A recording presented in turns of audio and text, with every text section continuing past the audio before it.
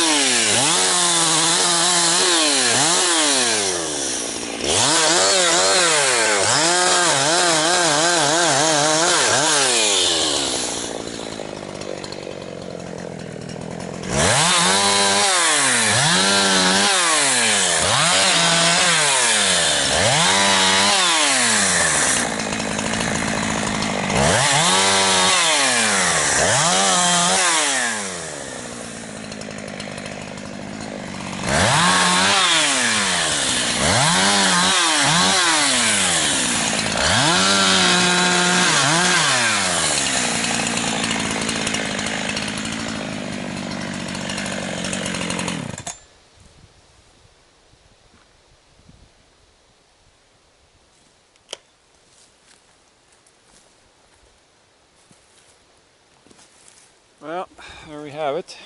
Now some of you might ask why I if this is just for chipper wood or just pulpwood, why am I going through the process of trimming so many of these knots and knobs off of it? Well, one, when I go to pile it in the pile, if it's got the big knobs sticking out, what happens when I'm moving it around on the pulpwood pile there, it catches the already cut wood and then slides it back and forth, messes up all the piles. So if it's all trimmed up nice and smooth like this, it slides in the pile nice when I'm placing it, for when I do the final buck on it. And also for the log truck drivers, when he's loading, he doesn't have to fight with that. It doesn't get caught in his load and messes up his placement of the logs on his deck or on the in the log bunks. So you can see here I got this, that's broken down, that's going to stay in the bush, and this other part of it here will be whatever length it works out to. It'll get cut into 104-inch long pulpwood sticks. So that's what the mill target is, 103 to 104. So that's what I'm cutting for that mill. So got one more over there to top out. We'll go ahead and get this one dragged out and pulled up to the pile there. Like I say, my pulpwood pile, you can see, is just right over here, just 50 feet away here across the brush here. So I'm just making a little turn around over here with the skidder around the corner and then dropping them there in front of the pile and pushing them up on there. So I'm just, like I say, doing one and two at a time. Most of it's just one here. These are,